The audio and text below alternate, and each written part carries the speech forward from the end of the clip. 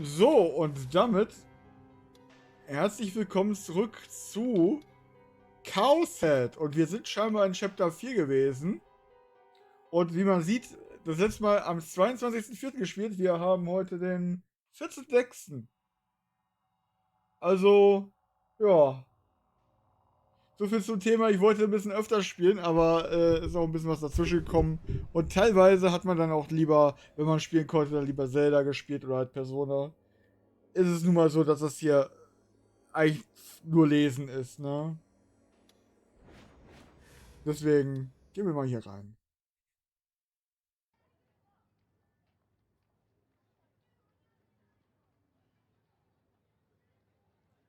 The voices of the Dekyung couple and the Kogyarus were way too loud, so I quickly got out of here while telling them all to go to hell in my head. Stimmt, wir hatten ja diese eine Mädel hier getroffen, ne?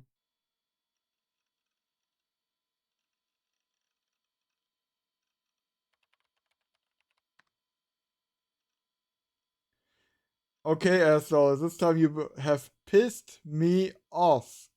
So yeah, that's how I ended up getting tangled up with an IRL Chuni chick. Seriously, Lord Neidhart, you're always saying shit like, oh, I don't give a fuck about 3D, but you've been getting real nice and close with a bunch of 3D girls recently, haven't you? You even said earlier that one of them broke into your house. I don't care who you asked. That's straight off out of an arrogant. You've plunged straight into your once and a lifetime chance to be popular. Alright, listen well. I will admit that I have indeed amassed quite the number of opportunities to speak with cute females. However, every single IRL one is a fucking mental case. You try being on the receiving end of their brain melting Denpa attacks? The sheer scale of Shizu, it's legitimately horrifying. Okay, I truly am sorry. Zoe. Don't worry about it.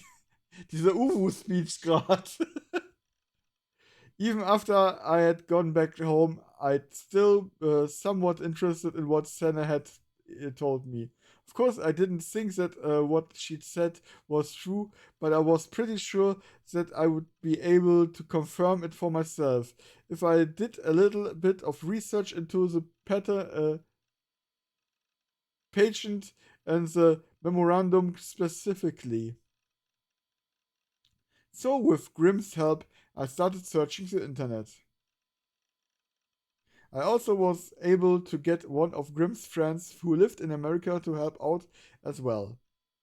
But even with all that help, I still didn't think we were gonna find anything. In this day and age, you couldn't trust anyone without a source. Yo, I just got a message from Shiho. Shiho was a friend of Grimm that I'd mentioned earlier.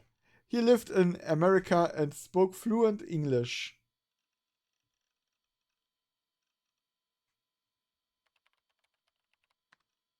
Let me guess, bullshit, right? That stupid fucking mental case. She had to have just been making a fool out of me because she didn't think I could understand English. Don't underestimate the power of the internet. Consider you yourself pwned. It exists, apparently. Huh? It exists? What did? The guy went out of his way to timeline it for us. Anyway, let me up it. Is this just more bullshit? Man, you don't trust me at all, do you, Lemao? もしかしてマジなのか Although that's probably my fault for being an ass most of the time, lol.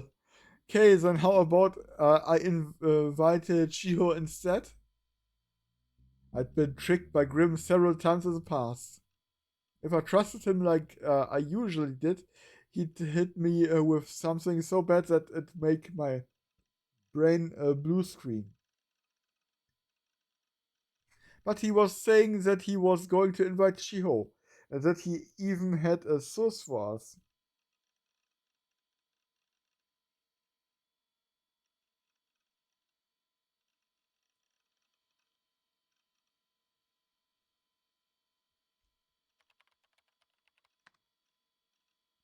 This is just you being baiting me again.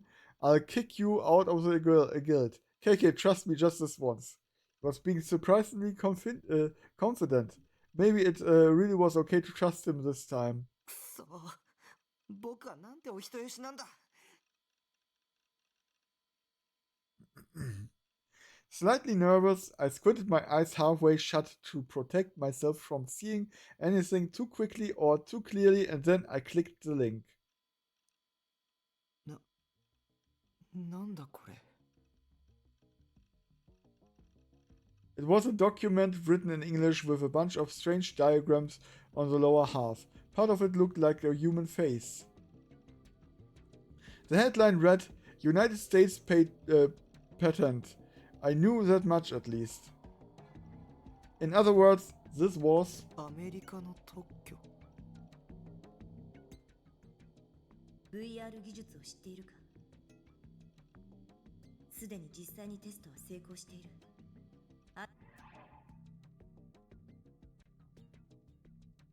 Ich habe vergessen, dass der Knopf, den ich für mein Mikro habe, wieder auch das Menü aufruft.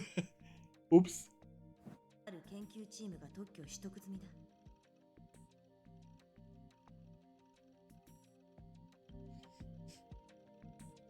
It was real. I then went to open one of the two text files that had come bundled with it. One of them had a series of news articles that seemed to mention the page patent, all of which were translated into Japanese. One said that the Psychology Research Laboratory of America's Victor Chondria University was currently researching a groundbreaking invention known as VR, Visual Rebuilding. As the goal of the research was primarily for healthcare, it had been gaining the attention of visually impaired people from all over the world. It was groundbreaking technology that enabled people who were blind from birth to see the scenery in front of them through video cameras and other imaging devices. To put it simply, this was done by converting signals, the ones that composed the image data that the video camera received, into the only signal the brain could recognize: electrical signals known as nerve impulses. These are then transported to the brain via optic nerve. There had already been successful tests, and the patent had already been registered. Ich will die ganze Zeit Patient sagen, aber das ist ja kein Patient, das ist ja ein Patent. 特許。本当に認められてる。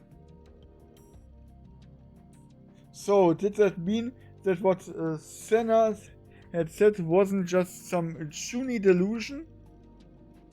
I gulped, then went to open the other text file.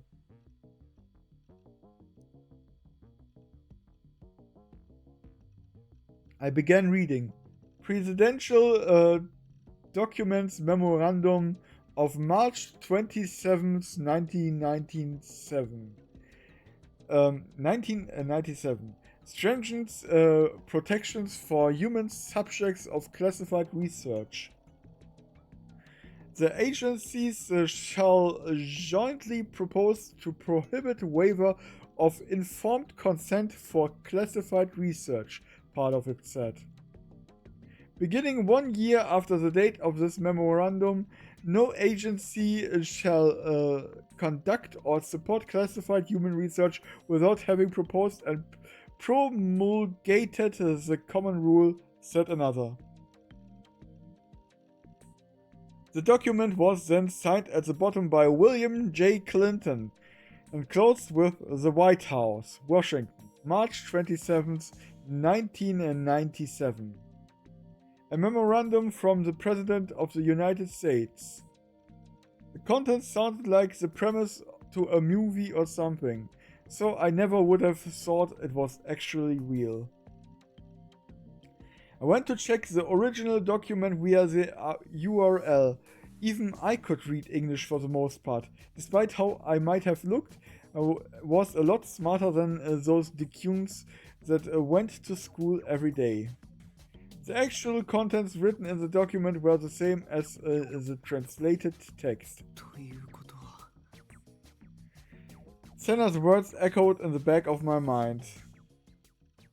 ある意図的な情報を神経パルスへコンバートすることが可能なら、人の五感すべて、さらには人の意志そのものもコントロールできるんじゃないか。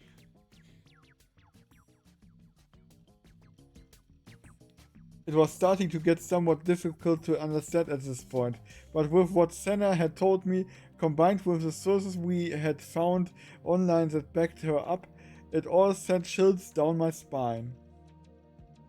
I had a feeling that something terrible was lurking within.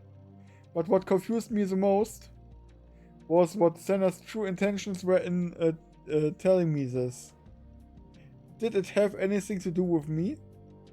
The part of being able to control people's free will definitely wasn't something I could dismiss as somebody else's problem. Because there was a possibility that I was a sleepwalker. On the day of the third New Gen incident, the crucifixion, I had been told that I'd been posting in a chat room as Shogun, apparently. I'd posted from @cafe too, but I had no memory of any of it. And not only that, but I had absolutely no memory of Rimi too. We had been classmates for over a year and we had been close enough to hang out on multiple occasions, yet I had no memory of any of it. Maybe I had done all those things while I was being manipulated, kann nicht mehr sprechen, by some other being. Besides, I was terrible at talking to 3D girls to begin with, so there was no way I would be close to a cute girl like Rimi normally. No, I was thinking too hard about this. At the very least, I knew that the chat thing was just one of Yua's delusions. Shogun was a separate entity from me. He was trying to entrap me, and it didn't go beyond that. This was true regardless of whether or not he had actually been the old man in the wheelchair that had appeared in front of 107. Maybe Senna too was one of Shogun's underlings. Maybe she was just trying to deceive me. Don't just blindly accept everything without questioning it.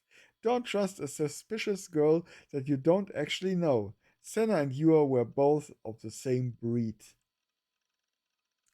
That's how it should go, right, Seiratan?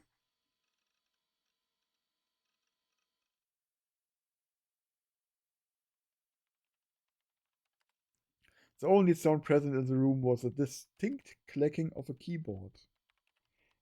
Kusunoki Yua's thin, supple fingers moved as if they were dancing, her gaze fixed on the monitor all the while. Her touch typing was effortless, and she made next to no typos. She was writing an email, a very long one at that. Yua had already been writing for almost half an hour, endlessly deliberating over the contents of the email and making frequent revisions as she continued to type. Suddenly, her fingers stopped moving. With a small pained sigh, she abruptly pressed and held down the backspace key. The cursor that was lit up on the monitor began scrolling leftward at high speed. All of the long sentences she had written so far disappeared nearly instantaneously as the cursor traveled across the screen. When all of the contents had been erased, Yua took hold of the Garo Froggy stuffed animal lying on her bed, then hugged it tightly to her chest. This was a habit that Yua had developed recently. If she did not hug something in this way, she would be faced with unbearable anxiety. Burying her chin in the stuffed animal, Yua sighed once again and shook her head softly. 私に勇気をください。 Murmuring softly to no one in particular, Yua's expression stiffened. With a stuffed animal resting on her lap, she returned her hands to the keyboard. Within the monitor, each letter she typed in a fluid manner was quickly displayed in a sequence. Compared to the one she had erased just moments before, this email was far more short and simple. It only served to provide the bare necessities of what she needed to convey. When she finished writing, Yua hesitated for a moment and then she resolutely clicked on the send icon. 送っちゃった。 Before she could stop it from going through, the email had already been sent in the blink of an eye. Yua squeezed the Garo Froggy sitting on her lap tightly and continued to stare at the monitor in front of her for over an hour. Although she had not been expecting one, there was no sign of a reply at all.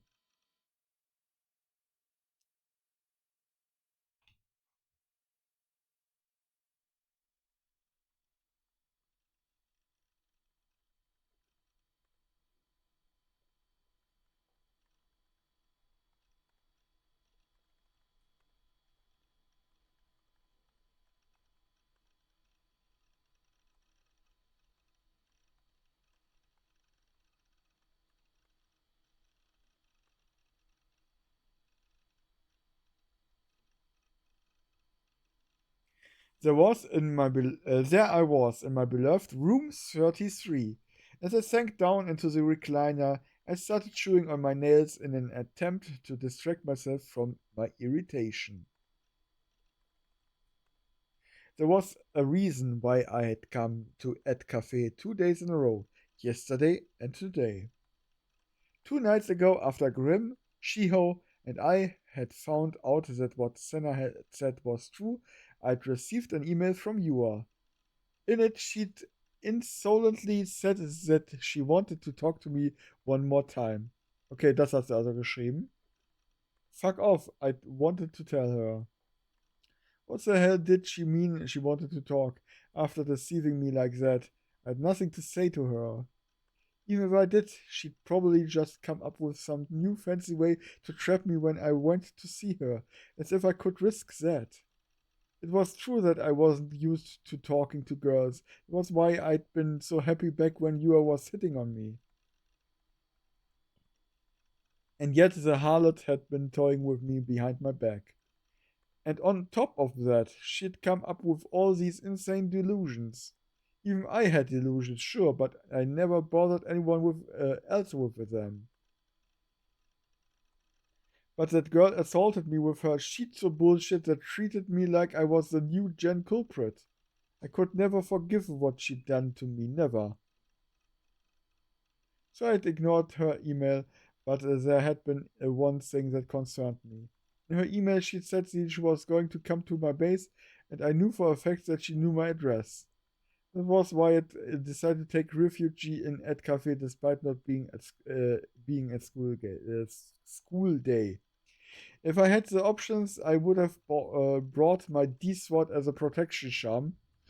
Was immer noch Bullshit ist, weil es immer noch ein Merchandise-Artikel ist, aber egal. But unlike Senna, I didn't have the courage to walk down Center Guy with it. At any rate, spending almost half a day in an internet cafe was fairly tiring. The recliners were comfortable and it was equipped with showers, but I still couldn't fully relax like I could at my base. And then the biggest problem of all, Seiratan wasn't here. After 2 days spent holed up in the cafe, I realized just how much the mere presence of Seratan helped me. I wanted to hurry up and get back to my base as soon as possible. But going back late at night would mean the date would change. And by that time, the last train would already be gone. I figured that you most likely wouldn't be waiting for me anymore then. I had to stick around for another 4 hours before the clock would strike midnight. I was sure time would go by a lot faster if I play ESO. I moved my gaze over to the PC monitor. My second character, Lieselotte, was standing there aimlessly, not moving. お前の見ている景色は本物か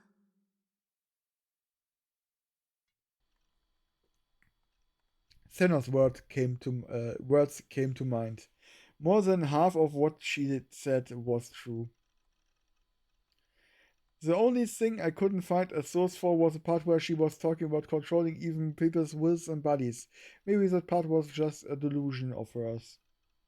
Mixing in just a few lies with the truth was a clever and effective way to scare people, especially with threats.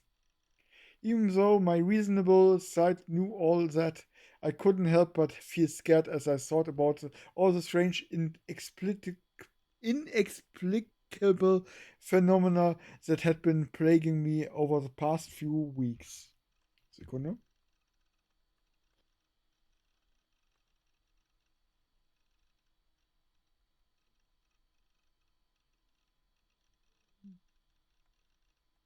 In a daze, I looked at Lieselotte on my screen. リーゼロってお前の見ている景色は本物か Keeping my voice low to avoid being overheard, I whispered that absent-mindedly. I'd thought about something like this several times in the past. The world that I was looking at right now, Baselard, was the world that Lieselotte lived in. It might have been real for her, but from my perspective, it was fake.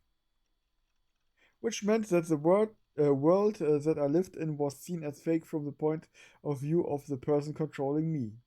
However, just as Lieselotte couldn't perceive me as a higher being, I also couldn't perceive the person controlling me as a higher being. I wondered if Lieselotte was thinking the same things that I was thinking. At the very least, she couldn't move on her own. I had to interfere in order for her to move. So what about me? Maybe I too couldn't get up from this recliner without the interference from the person controlling me. Test is I tried to stand up. I did it with ease. After that, I tried sitting down. It took no effort. But the sequence of events, was it really of my own volition? Or was it the result of someone's interference? I had no way of knowing. I heard the sound of the partition door to the private room being opened behind me. And at the same time, I felt someone come in. Suddenly, I turned around. Ja, wer wird das wohl sein? War so klar. Die weiß ja, wo er sein Internetcafé macht. Kusunoki Yua. I was so terrified that I was about to scream. But Yua's hand quickly covered my mouth. Her hand was hot, and the scent of Yua's sweat infiltrated my nose. 黙って声は出さないで出さないって約束してくれるよねしないなんて言わないよね約束して Also egal wie verrückt unser Charakter ist, ne? Die verhält sich wirklich komisch. するでしょするのお願い Und ihr Blick ist auch kalt.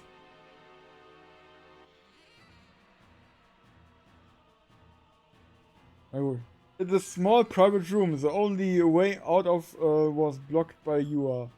The next thing I knew, my shoulders were being held down with such incredible force I couldn't even get up from the seat. Yua's cold gaze pierced through me at point-blank range. I couldn't help but look away, and my eyes fell on the 3 Garofrogifs attached to the bag she was carrying on her shoulder. 声を発さない。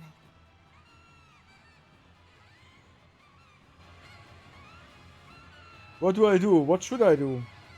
I tried desperately to think a way out of the situation, but it was no use. I couldn't think clearly. She had taken me completely by surprise. My mind had gone completely blank.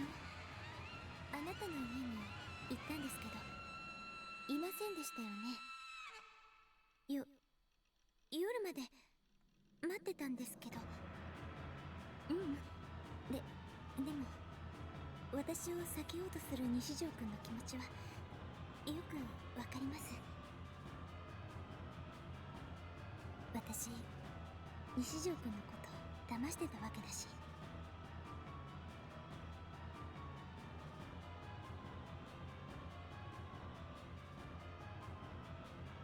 If you acknowledge that, then just stay away from me. I have nothing to say to any of Shogun's underlings. Anyone who traps a weak person like me is a demon. Yua looked down once. She looked like she was hesitating to say something.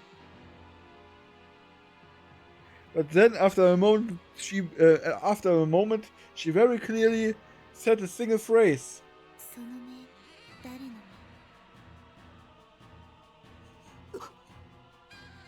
知ってますよね。知らないなんて言わせません。ヴァンパイアのダイイングメッセージです。ネットで公表されたことで渋谷で大流行中の言葉。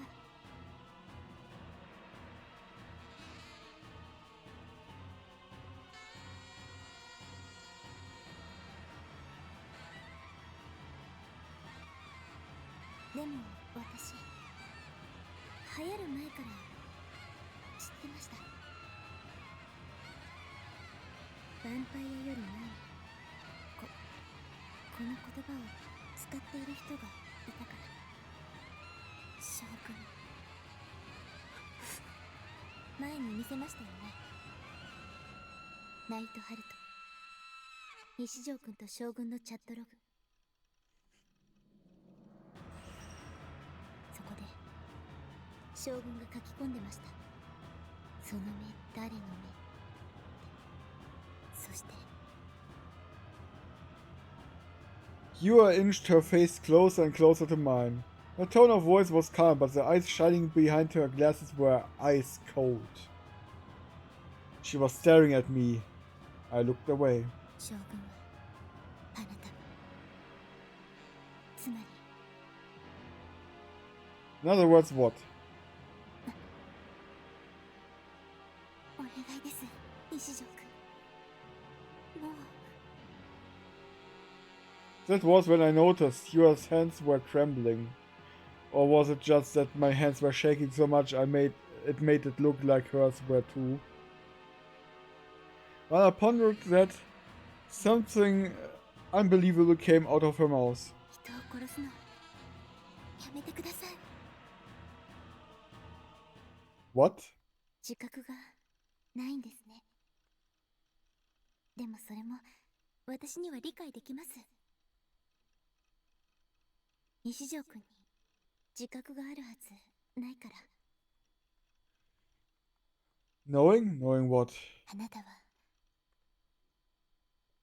Yua's eyes shone with sorrow. Even though she had been staring at me intently until now, she suddenly cast her eyes downward. DID 多重人格なんです。 I had multiple personalities? 最初はあなたのこと警察に突き出すつもりでした。 Despite how confused I was, Yua continued to talk. それが無理ならこの手でとも思ってました。だけどあなたのこと調べていくうちにあなたも苦しんでるんだって分かって。 The eyes behind Yua's glasses once again took hold of me. They pleaded with me. And no matter how hard I tried to see it as something else, I couldn't see her as anything other than genuinely worried about me. And that horrified me. 私あなたを助けたい。 This girl's delusions were getting out of control. What she was saying was totally insane. Or was it? Was it really insane? だから病院に行きましょう。 I didn't really know myself, understand myself. I had posted in a chat room under the handle Shogun without knowing it. Even though I had no memory of it, I had become friends with a girl named Rimi. It wasn't just me sleepwalking, and it wasn't some higher being controlling me. Maybe the person controlling me from inside my head. It literally was inside my head. I wasn't me. I wasn't me. I was a different personality. I had multiple personalities. My head hurt. A throbbing, stabbing pain stripped through it. It wasn't possible. The entire thing was bullshit. Who would ever believe that? It too was yet another one of Yua's delusions. She was my enemy. She was impeding my way of life. She was trying to trap me. She was trying to destroy my mind. Even the hospital itself was under Shogun's reign. The only person I trusted, Dr. Takashina, had disappeared in such a sudden and inexplicable manner. Shogun must have made him disappear, and if I did what Yua said, he'd make me disappear too. I don't believe her. It's not true. It's not true. It's not true. It's not true. It's not true. It's not true. It's not true. It's not true. It's not true. It's not true. It's not true. It's not true. It's not true. I was stuck in my own head. I shoved Yua off me with every ounce of my strength I could muster. Slamming into the wooden sliding door behind her, Yua slumped down to the floor with a grimace. Finally freed from Yua's grasp, I grabbed my bag, stepped over Yua's body, and made for the exit.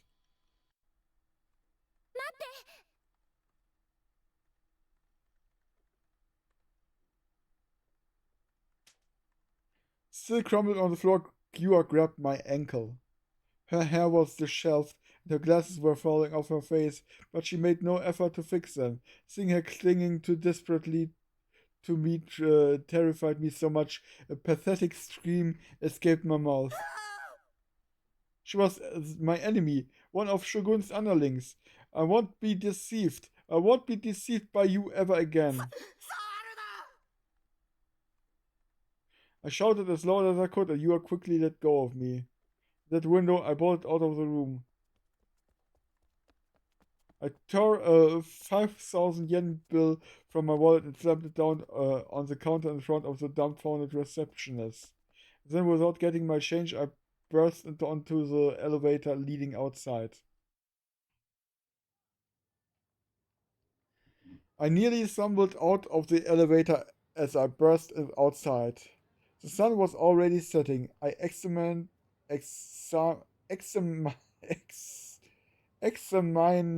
my surroundings.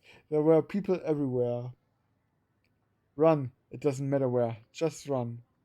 My base wasn't safe. She was following me. I had no idea where to go. Where to even go. But I started running anyway. Thinking that Yua might get off another elevator at any moment now. That she might threaten me again in that ice-cold voice of hers. I didn't want to stay there for even a second longer.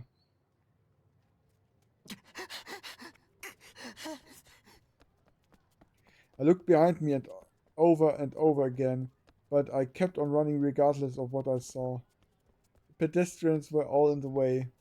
I bumped into a businessman and a Decune-esque high school girl. When that happened, I was showered with curses. But I still didn't stop, I just kept on running.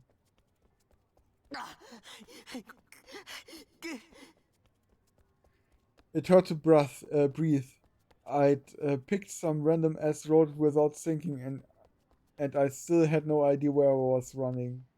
I stopped to catch my breath. I checked the scenery around me, around where I was standing.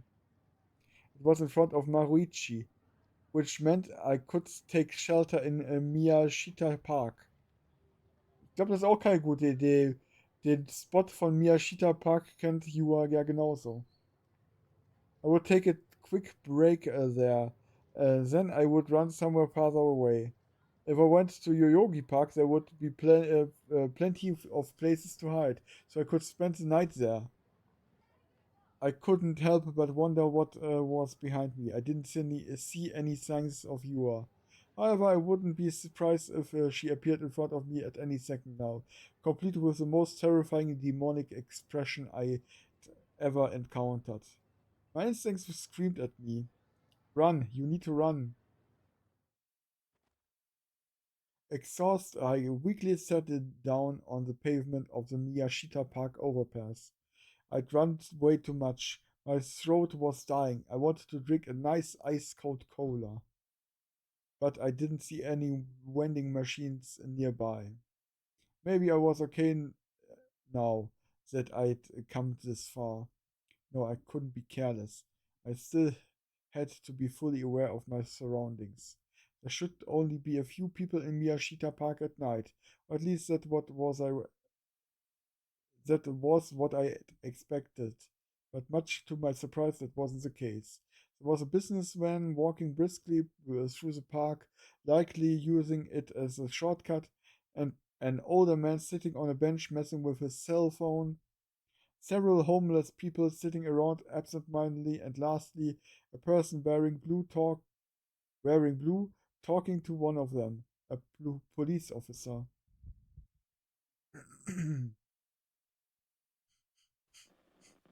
The police. I gulped audibly. I remembered that I'd been questioned by a pair of detectives a while ago. I hadn't heard a single thing from them since then. They'd said they were going to guard the area surrounding my base, but there was no sign of them following through on it. Although, according to Misumi-kun, they'd apparently come to investigate Tsuhime. Those two detectives, what were their names again? I couldn't remember. I'd told both of them the truth about what I'd witnessed at the scene of the crucifixion, but in hindsight, I couldn't help but think that they'd clearly been looking at me with suspicion as I did. Right as I thought that, the policeman who had been talking to the homeless man glanced at me, or at least it was how I felt. Oh no.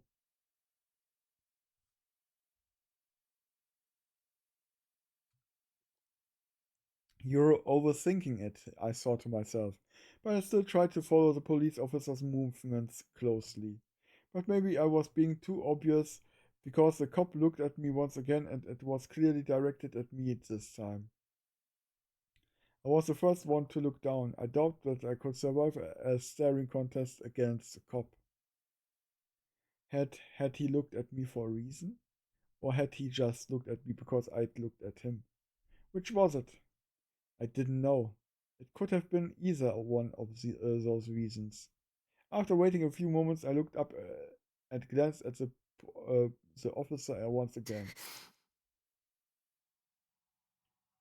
The cop was still looking at me, so I hurriedly turned my head away in a panic. This was bad. I was acting way too suspicious. With you already hunting me down, I couldn't afford to have the police coming after me too.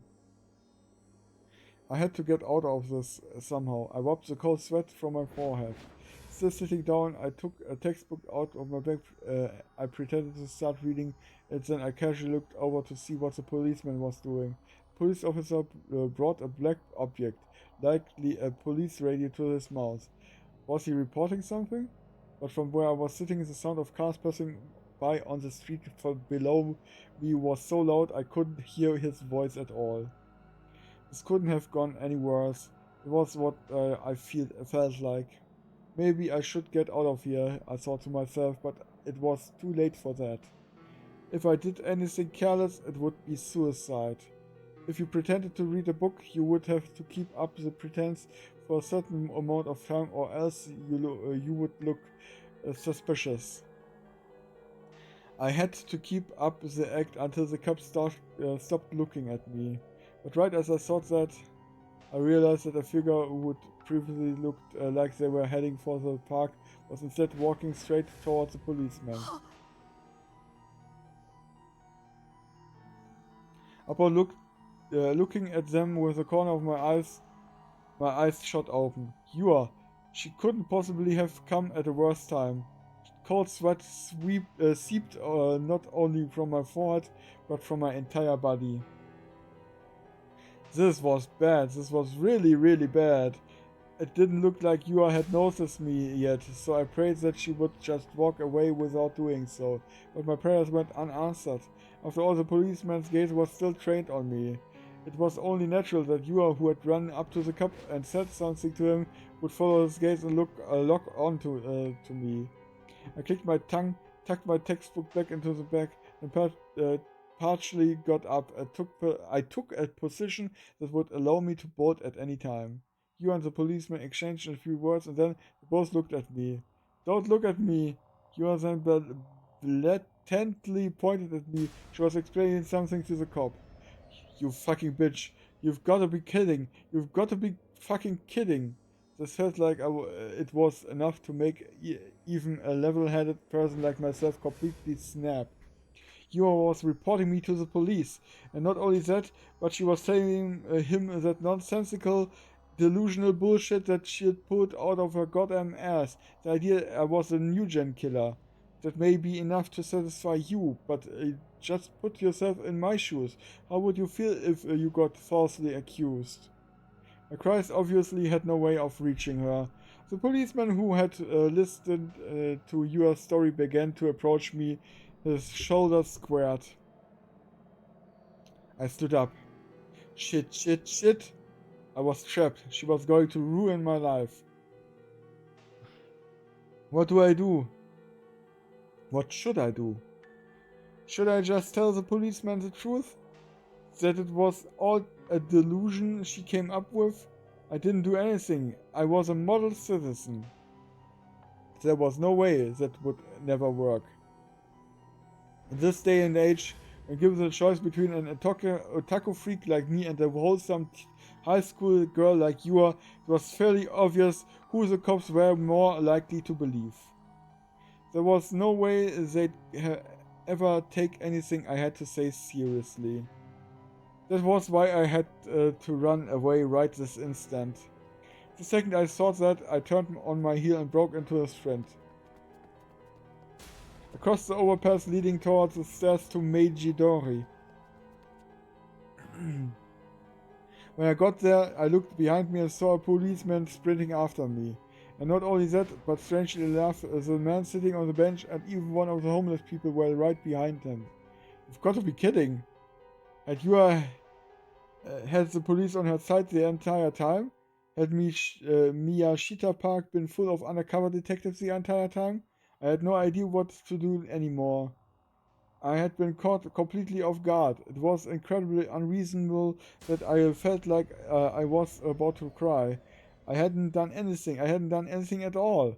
Police were being jerked around by her. This was insane. Wiping away my tears, I rushed down the stairs.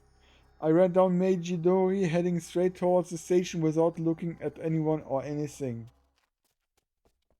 I passed under a pedestrian overpass and ran up the stairs leading to it. There were people everywhere. All of them were blocking my path. Felt as if each and every one of them were deliberately getting in my way, like they all had some form of malicious intent. Everyone looked like they could be cops. I was this close to completely panicking. I looked behind me and saw someone sprinting after me. I caught a glimpse of a person cutting through the crowd just like I was. It was one of the people that I had seen in the park. I didn't know who it was. It didn't matter. They were following me regardless. I was horrified. If I got caught, my life would be over. I would be falsely accused of a crime I didn't commit, sentenced to death, locked up in a high-security prison for decades and decades, and then after I finished enduring that living hell, I would finally be told, "Alrighty then, your number's up, it's time for you to die." I didn't want that. I wouldn't be able to handle that. I didn't want to live like that, even if I somehow managed to prove that it was a false accusation. accusation. Once I was branded as a criminal, it would never go away. Everyone around me would look at me suspiciously for the rest of my life. I didn't want that. I hadn't even done anything. I turned on to a small street that was completely deserted. I kept running as hard as I could. But I had been running ever since I'd left Ed Cafe, and I still hadn't been able to catch my breath. My lungs were begging for oxygen. I hated myself for not exercising more, but it was too late for that regardless. Finally, I couldn't run anymore, so I doubled over and gripped my knees with my hands. The place where I'd stopped looked familiar. The distinctive red brick walls paired with the gigantic backlit sign that read Gigantes. I'd been here before with Mizumi-kun. We'd come to see a Phantasm concert, or to be more specific, to see their lead singer, FES. But now the place was quiet and empty, with the only other light being from the vending machine dimly illuminating my surroundings. Frustrated that my breathing still hadn't gone back to normal, I looked back towards the road I had sprinted down. The street was dimly lit and narrow. As a Toyoko Line train slowly passed by directly above me, despite the striking glow of the light leaking from the windows of the train, even it didn't reach the streets below. I stared at the road in front of me. I wondered if I had managed to lose them being Yua and the police. It was too dark for me to tell for sure. 私についてきて。 Suddenly I heard a woman's voice in my ear, and I let out a pathetic scream before toppling to the ground. It was FES, dressed in a flashy outfit that she would wear to a concert. As she quietly looked down at me from the darkness, the eruptive energy that she had given off while she was on stage was now completely absent, making her appear almost transient. Transient? Egal. Like she might disappear at any moment.